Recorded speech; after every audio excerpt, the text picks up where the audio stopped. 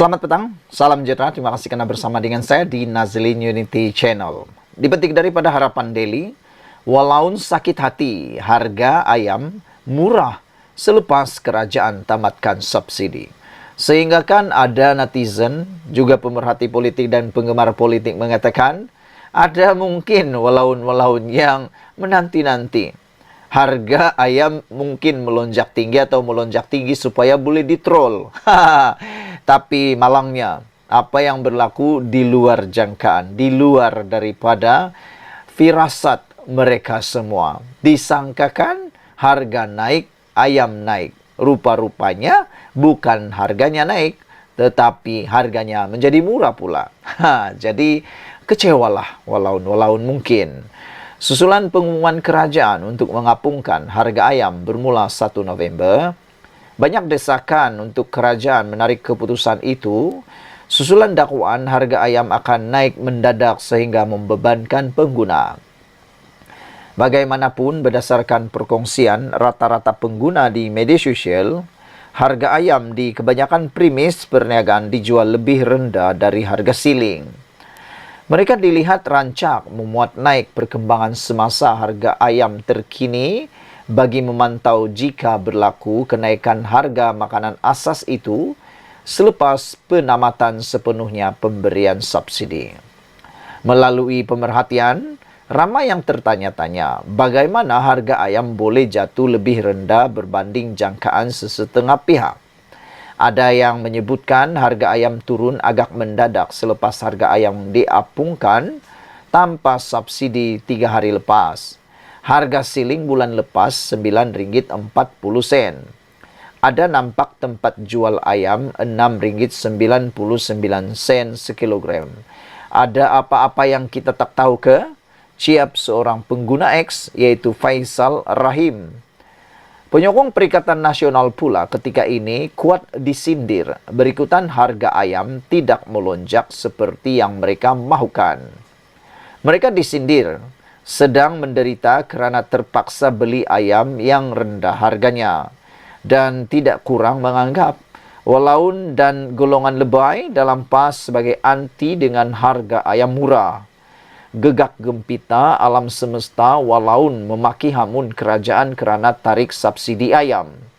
Mereka kata harga ayam akan naik melambung. Mesti walaun hairan kan? Kenapa tak tarik subsidi tapi harga ayam jadi murah? Kata warganet sinis. Apalah harga ayam murah? Sepatutnya bukan mahal ke? Murah 10 hari diam, nanti mahal 1 hari dia punya kecoh, kata pula pengguna Facebook Muhammad Syafiq Azmi sambil memuat naik paparan harga ayam setakat semalam iaitu RM7.59 sekilogram.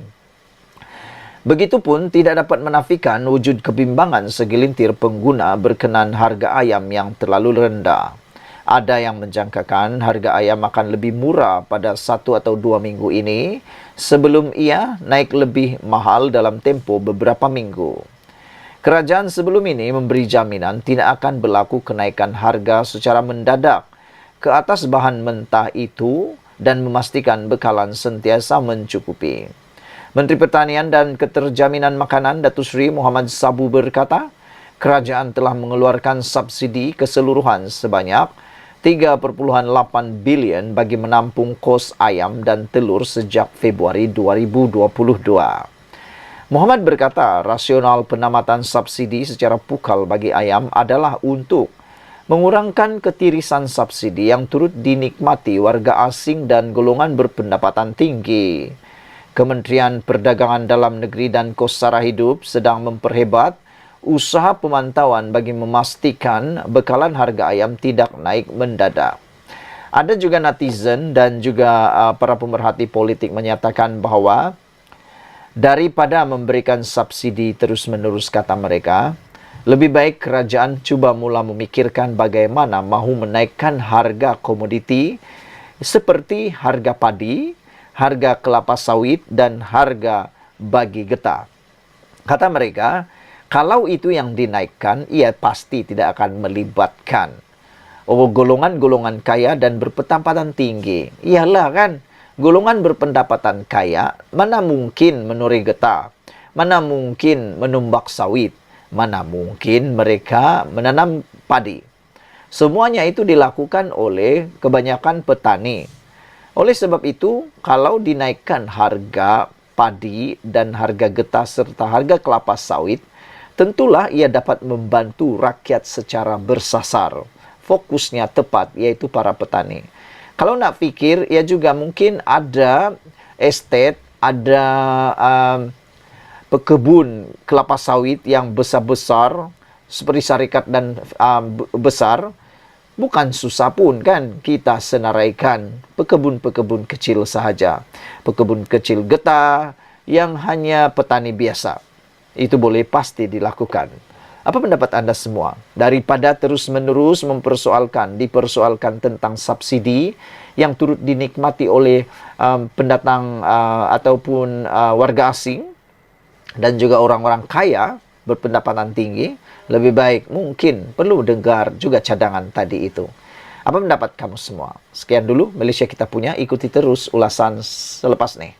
Selamat petang, salam sejahtera. Terima kasih karena bersama dengan saya di Nazlin Unity Channel. Ini satu kejutan daripada UMNO berkaitan dengan dua ahli parlimen bersatu sokong Anwar Ibrahim. Akhirnya UMNO buka cerita. UMNO menyatakan bahawa tak terlibat pujuk ahli parlimen pembangkang sokong Perdana Menteri. Ahli MKT UMNO Ahmad Maslan berkata, tiada keperluan untuk berbuat demikian kerana kerajaan perpaduan sudah mempunyai 148 ahli parlimen. Benarlah kan? Buat apa lagi nak ugut sini, ugut sana, nak pujuk sini sana, nak bagi habuan ke macam mana pun sekali yang dituduh oleh Perikatan Nasional kononnya Anwar Ibrahim ataupun pihak-pihak lain ataupun sesiapa pun yang dinyatakan sebagai mengugutlah, memancing undi lah, memancing ahli parlimen lah, apa lagi ya, cuba memujuk dan sebagainya. Memang secara logiknya, buat apa mereka nak paksa lagi? Secara logiknya, buat apa Anwar Ibrahim cuba mau pancing-pancing lagi mereka, sedangkan Anwar Ibrahim telah pun mempunyai majoriti yang sangat besar di parlimen. Sudah 148 ahli parlimen. Persoalannya, kenapa perlu lagi Anwar Ibrahim atau UMNO mahu memujuk ahli parlimen daripada Perikatan Nasional? Memang ada logiknya, benar atau tidak? Coba fikir-fikirkan. Anda boleh share kepada rakan-rakan Anda, walaun-walaun yang ada di luar sana, yang cuba mahu mengaitkan kononnya Anwar Ibrahim membujuk. Kononnya SPRM cuba mengugut pula. Kononnya ada juga yang mengatakan UMNO konon terlibat dalam pujukan ahli parlimen. Fikirkan baik-baik. Buat apa? Apa faedahnya Anwar Ibrahim? Apa faedahnya UMNO nak pancing, nak pujuk ahli parlimen Perikatan Nasional Pembangkang, walhal Anwar Ibrahim dah pun cukup sokongan di ahli parlimen ataupun di parlimen. Buat apa lagi? Anda fikirlah sendiri. Itu semua mungkin hanya retorik cerita untuk menyenangkan hati saja.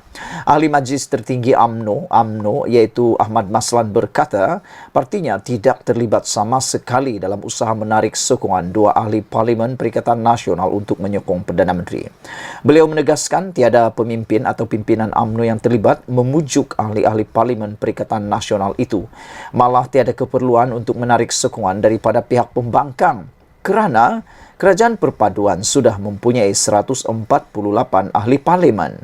Perdana Menteri Anwar Ibrahim tidak menyuruh sesiapa, malah sebagai timbalan beliau iaitu di Kementerian Kewangan, Ahmad Maslan menyatakan beliau tidak pernah disuruh untuk melakukan perkara-perkara sebegitu. Kerana kerajaan sekarang kuat dan stabil, katanya pada sidang media selepas sebuah acara di Air Boloi Pontian hari ini. Setiausaha Agung PN Hamzah Zainuddin semalam dilaporkan berkata, pihaknya sedang mengumpul bukti berhubung dakwaan ahli parlimen pembangkang diugut supaya menyokong Kerajaan Perpaduan. Dah lama dah perkara ini mereka nyatakan, berapa hari bulan yang lepas lagi. Tapi sampai ke hari ini laporan polis pun tidak dibuat, laporan siasatan pun tiada dibuat. bukti-bukti pun masih belum lagi diberikan langsung. Jadi, ialah kita tunggu sajalah. Mereka sedang mengumpulkan bukti, kata Hamzah Zainuddin. Ahmad Naslan yang juga timbalan pengerusi UMNO Johor berkata, ahli parlimen sekadar boleh menyatakan sokongan memandangkan mereka terikat dengan akta anti lompat parti jika sebelum ini lompat terjadi apabila kerajaan tidak stabil. Namun pada masa kini sudah ada akta anti lompat parti, ahli parlimen sudah tidak boleh keluar daripada parti, katanya. Kuala Kangsar, Iskandar Abdul Khalid dan Labuan Suhaili Abdul Rahman tidak keluar daripada Bersatu tetapi sekadar menyatakan sokongan kepada Perdana Menteri. Dilaporkan pada Isnin lepas, Suhaili menyatakan sokongan kepada Anwar Ibrahim selepas mengambil kira permasalahan rakyat Labuan yang berdepan kos sara hidup semakin tinggi serta gangguan bekalan air dan bekalan elektrik yang berterusan. Suhaili ialah wakil rakyat Bersatu kedua yang menyokong kepimpinan Anwar Ibrahim selepas Iskandar Zulkarnain berbuat demikian pada 12 Oktober. Susulan itu, Bersatu memutuskan Badan Pimpinan Negeri mengambil alih pengurusan bahagian Kuala Kangsar dan Labuan, sementara menunggu keputusan dibuat lembaga disiplin terhadap Iskandar dan Suhaili. Selain itu, Hamzah mengumumkan pada Khamis lepas bahawa Naib Presiden Bersatu Razzie Jidin dilantik sebagai Ketua Bersatu Wilayah Persekutuan berkuat kuasa serta-merta bagi menggantikan Suhaili. Sekian dulu untuk kali ini, ikuti terus ulasan selepas ini.